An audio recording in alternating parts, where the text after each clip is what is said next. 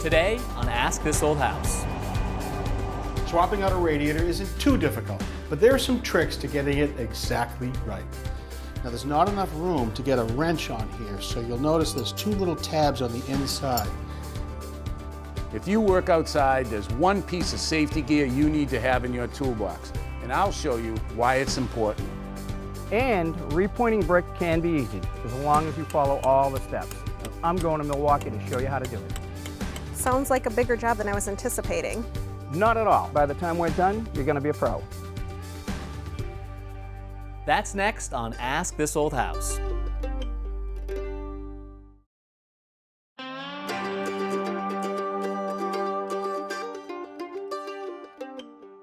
Hey Kevin, what's going on? Hey Tommy, how are you? I'm good. Check this out, huh? Whoa, That's outside the barn. I just Outside installed the the barn? security camera. Why? What do you mean, why? We don't watch raccoons. Out there, I've got this thing right here, right? So Yeah. check this out. It has got this mounting bracket, right? You put Yeah. that on the wall wherever you want, and it connects to that. Ooh, a magnet. Yep. Wow. And then, now this is all weatherproof. Boom. Look at that. And you can point it any way you want. The cord is just for power. That image is actually working over your Wi-Fi. So you can get it on the phone. Hey, who's that? Oh, that's McCullough, our Mason. He's doing an Ask remote for us today. Why? Wasn't he supposed to be on an airplane? Yeah, he's supposed to be in Milwaukee. Oh, watch this. You can talk to him as well. You can talk. Oh, Hold this button right here. Hey, Mark, over here. No, over here. Hey, what are you doing? You're supposed to be on an airplane, aren't you, Sonny? Airport's the other way, fella. Get going. We're watching you. I like it too. Keep going.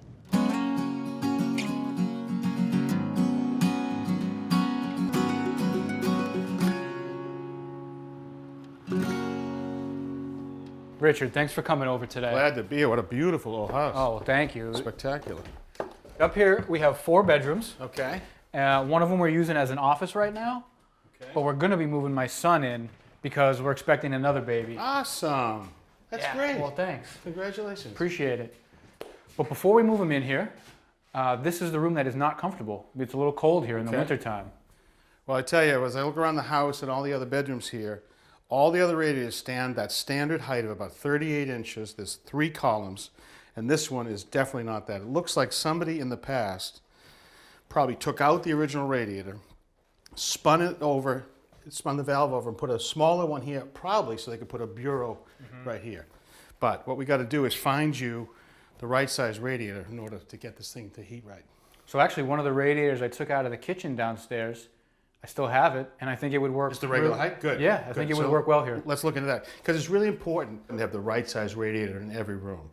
Now you've got a steam system. That means that there's a boiler down in the basement, half filled with water. Think of it like a giant lobster pot. When the system is off, the pipes and the radiators are all filled with air. When the thermostat calls for heat, a flame in the boiler ignites and begins to boil the water. As it gets hotter, the water turns to steam and rapidly expands to 1,700 times its original size and fills the pipes to each radiator. An air valve on each radiator allows the air in the system to vent until the steam is sensed, at which point the valve closes and the radiator fills with steam. And as it loses its temperature, it turns back to water. The water drips back down the same pipe to return to the boiler and be reheated. Now, what's really important with a steam system like this is to have balance, the right size radiator in every room. It's a single zone system. Single thermostat comes on, all the heat comes up into the radiators. Now, in your case, this one's too small, which means it's going to give off less heat to the room, but it's also going to cool off faster than the other ones, and you're going to have this condition. So I think what we're going to do is to break this connection, remove this old radiator, spin the hand valve, and put in your new old radiator right here. Now, people see radiator and think that it's filled with water. It isn't. It's a steam system, so right now it's filled with air. And I could break this connection, it's a mild day, and not have any risk of steam coming up. But just to be safe, let's start by turning off the service switch. All right, before I break this connection, I just want to talk about steam radiators in general. At the least case, we would like the radiator to be installed in a way that it is level. So any water that was inside the radiator when it switched from steam to water would drip back this way. So in old houses, the floors often settle. So you can see what's happened here. They've got some shims right here to try and pitch that radiator a little bit, and there's no shim here. So all that's holding this radiator in place really is this nut right here. Now, to break this nut, this is the hand valve, and this has a large union nut right here. We're going to try to break it, and when we do, this part, called the spud, will remains in the radiator, and this part, it breaks away.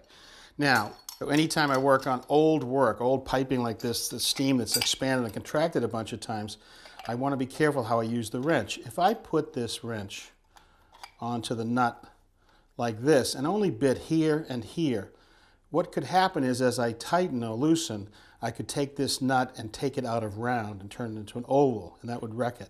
So what I always do is do what's called a 3-corner bite. You notice that we touch here, but as importantly, we touch on the back side right here, and that effort will keep it turning round. Let's see how we do. Want to tackle all your home improvement projects with confidence? Join This Old House Insider, a new streaming service from This Old House, the iconic Emmy-winning series that inspired a generation of home enthusiasts. Stream over 1,000 episodes of This Old House and Ask This Old House commercial-free. Watch it all in the This Old House app. And join live online Q&As with our experts. Best of all, you can try Insider free for 7 days. To join, go to thisoldhousemembership.com.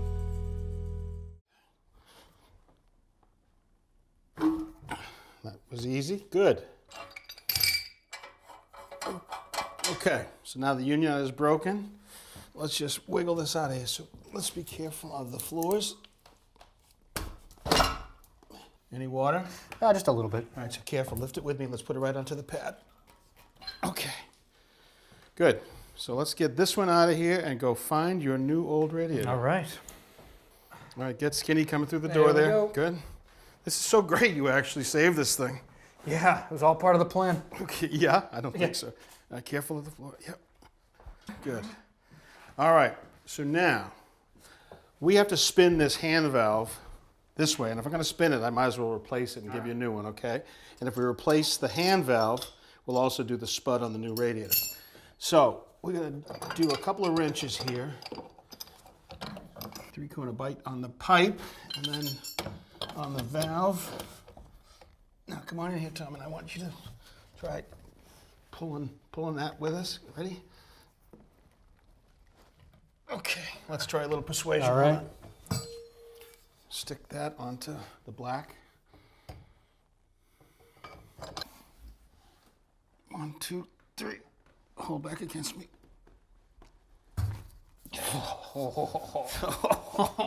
Leverage. It's all about leverage. Right. All right, so here's our old hand valve. It has a rising stem, and at the bottom it has a gasket, but that thing is all worn. Originally it would have been leather. I'm not sure what that is, but it will never hold back steam. So you can see the difference with the new one. Again, it's a rising stem, but this has a brand new high temperature rubber gasket, so when you close this off, at least it'll hold back steam. That's only half of it though. The other half is this thing called the spud that has the union connection. Now there's not enough room to get a wrench on here, so you'll notice there's 2 little tabs on the inside. They make a special wrench called a Spud Wrench, designed to go in this way. We'll catch those 2 tabs and it'll allow us to loosen the old one or tighten in the new one. The good news is this existing nut actually matches up, so I don't have to change the spud, and they don't always come out easy. So we're going to go for just reusing that with a new hand valve. Very cool. All right, now we got to put our new work together with some old piping. And anytime I do that, I use pipe dope and a thing called single strand wicking. I want this stuff to not leak.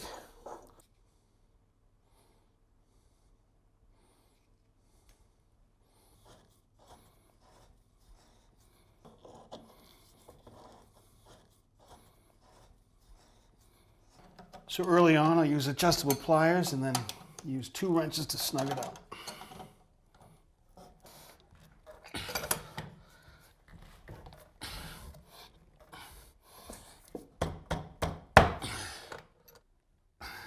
Not quite. I think that's it. Let's try. All right, new hand valves in place, but when we bring the radiator in, people see this nut and they think that's the watertight connection. It isn't. The nut only brings this spud so tight against the hand valve that this is the watertight seal. So what I like to do is to apply a little bit of pipe dope right on the face. All right, one more thing to muscle, my friend. Let's All go. right. So let's try it. Let's come in for 1 second. Okay, just snug this up a little bit. All right, let's snug it up with the big black, thank you.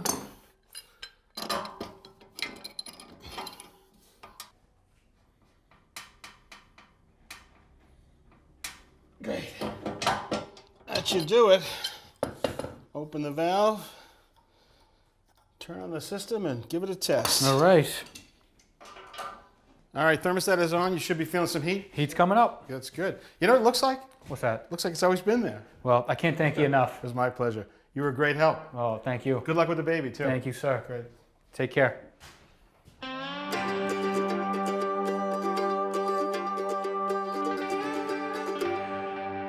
Hey, Roger. Hey, Kev. Packing a bag? Yeah, packing my safety equipment. I got hearing protection, Yeah. eye protection, skin protection. Safety equipment? Roger, this is sunscreen.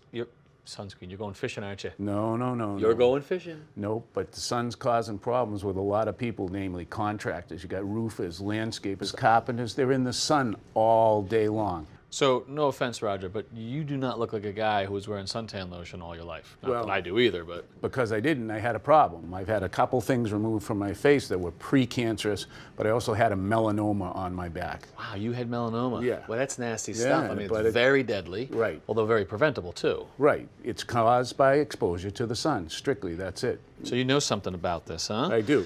So I want to show you something. Have a seat. You want to show me something, huh? Yeah, All I right. have a UV camera. Uh-oh. You're gonna love this. This is not going to be good. And this is gonna show us if there's any damage done. And so what am I... Oh, Take wow. a look at this. What is all? That's not very flattering. All those dark spots are where you've had some damage done. Really? Right, if you didn't have damage on your face, it'd look nice and smooth like a baby's skin. But Wow. you've got a little bit of stuff that's going on. Fellas, it's been good to know you, huh? That's right, not very flattering. What I want you to do is put some of this on, and let's see what it looks like afterwards. So if I apply sunscreen, we're going to be able to see that in the UV? Yeah, Holy you see the mackerel. difference? It's like when I put my makeup on in the morning. Yeah. You Well, got to this be is kidding me. really protecting your skin. So this is how sunscreen works, huh? That's amazing. Pretty amazing. Now, you're using an SPF 30, and that's the minimum SPF they want you to use. Okay. But the other thing is this has to be done repeatedly. It can't just be done once a day. So that's the thing, Roger. I mean, there's a lot of guys who work on the job site, even homeowners. If they even do put it on, which I know most of them don't, and they're not going to reapply it, I mean, right? Isn't a baseball hat good enough? It's going to keep it off my face, isn't it? No, you've got to remember that, especially with melanoma, your ears are the biggest problem area, and you have no protection there at all. What you have to do is add something physical like this that snaps onto the back of the hat. Really? That'll protect your ears. Something to wear like this? Yeah, you look good. You know This what? is my old garden cap that I wear when I'm doing my work in You the look garden. good. Some of the shirts they have now have UV protection in them, so that helps your body to do it. Well, you know what? I guess looking like this is a lot better than looking like I looked on there and having something cut off. Yeah, hopefully we help some people, maybe get everyone to go to the doctor, skin doctor once a year. Hopefully we help some people. All right, good information, Roger, and I'm glad to hear that your thing worked out well. I'm doing great. I'm going to be here for a long time. When are we going fishing? Tomorrow.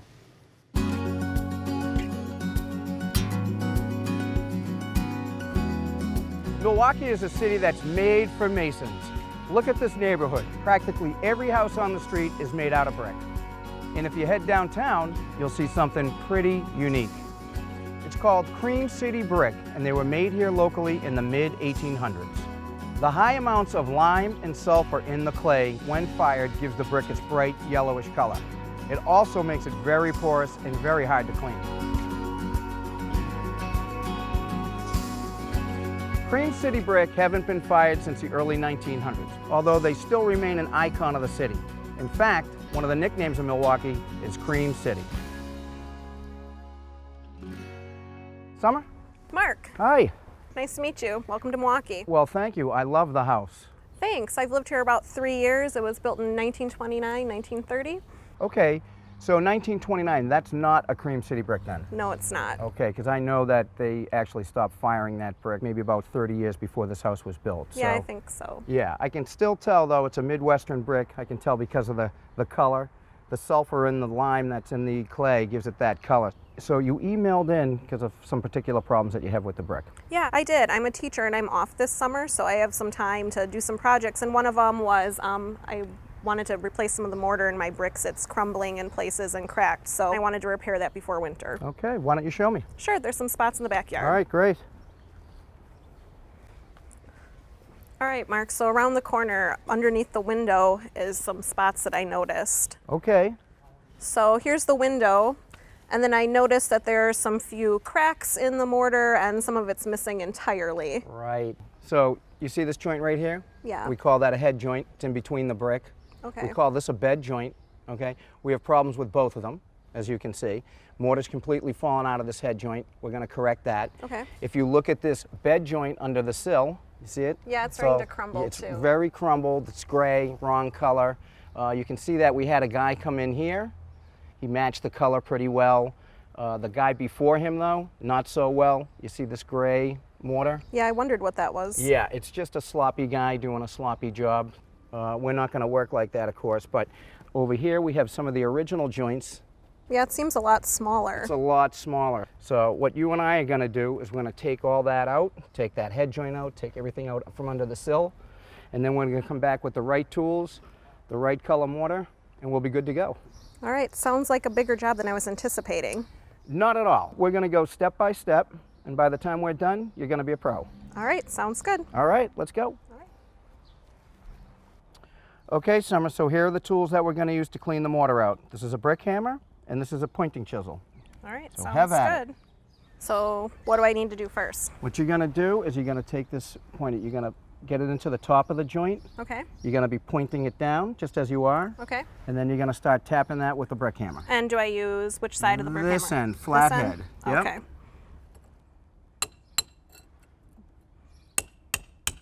There you go.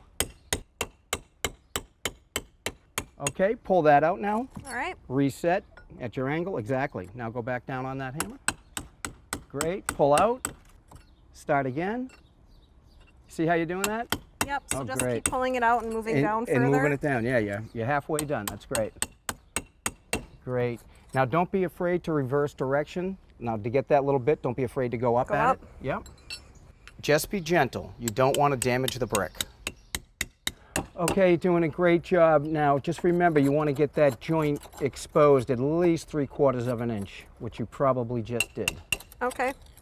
And we like to do that because mortar does not stick to mortar. So if we smeared mortar onto that joint, it would just eventually break off.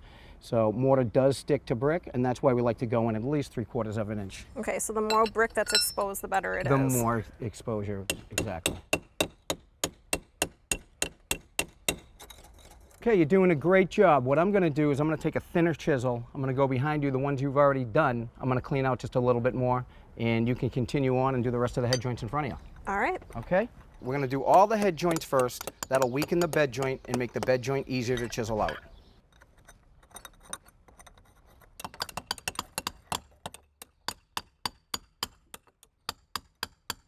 Now I'm gonna go clean out all the extra mortar with this clean out tool.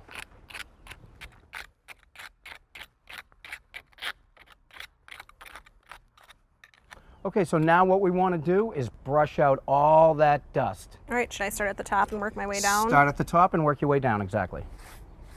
And don't be afraid to use a little muscle with that. See how much you're getting. Now we're going to wetten the brush.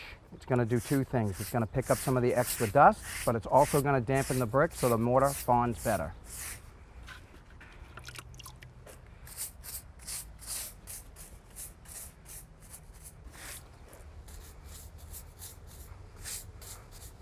All right, great job. Thanks. Yeah, oh yeah, you did really well with that.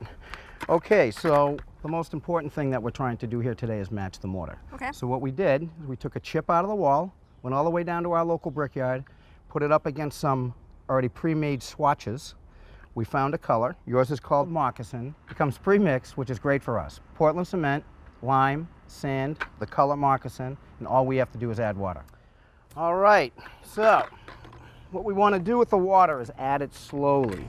Okay, is there a certain consistency that we're looking for? Yeah, I'm thinking oatmeal, if that makes any sense. Yep.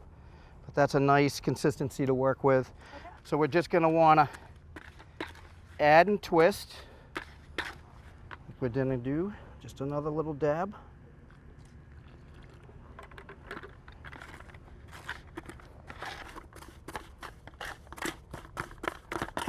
Okay, let's try to put some on the wall. All right. I'm going to feed you a little mortar right on top of that finished trowel. Okay. Very good. You're going to put that right up to the wall. Like this. Great. Now you take that tuck pointer, Okay. which is that, and you just push that mortar right into that joint, So empty joint. just cut a little piece off and push it in? Exactly. And make sure you get nice and deep. That's great. And that's the action. You just want to continue that throughout the joint. Okay. Sounds right. good. Does it matter how thick I put it in there? Well, you know or- what? Just like we talked about before, you're going to want to stay off of the edge of the brick right Okay. there. So right now you're looking really good. All right. So just keep going down the Just line continue that, yeah. Nice. and try to keep it off the other brick. Keep it off the other brick. Right? Remember, neatness counts. Oh, that's great. Okay, keep sliding to your right. Yeah. You can see how the mortar is staying consistent and it doesn't look like it's dried out. Yes. Yeah, that's because you wet the brick before. Now, if the brick were completely dry, they'd be sucking the water right out of that mortar, Okay. and that would make the mortar brittle.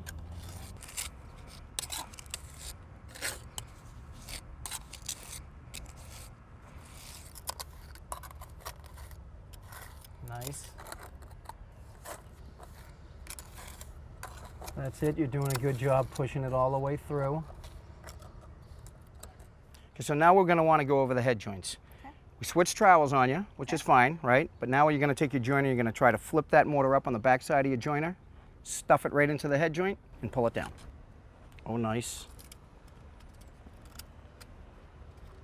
Yep, that's it. Same thing as the bed joint. You're going to want to work it all the way back. Okay. There you go. Nice turn, nice turn.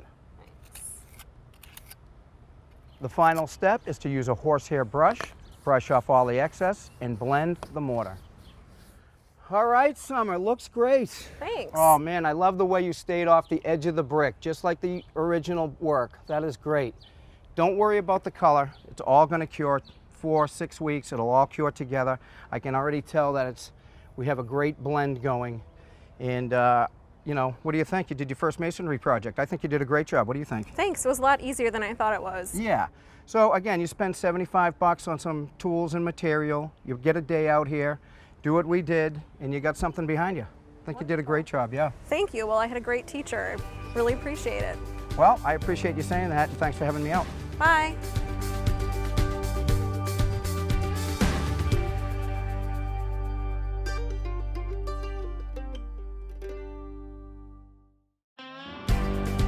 Next time on Ask This Old House. This tree is leaning and potentially dangerous. I'll show you how to take it down safely, step by step. I'll teach you the science behind some common water filters. This is actually one of the cartridges I was in for about 30 days. Never ceases to amaze me when you see this. And you can use electronic tools to find some studs in the wall.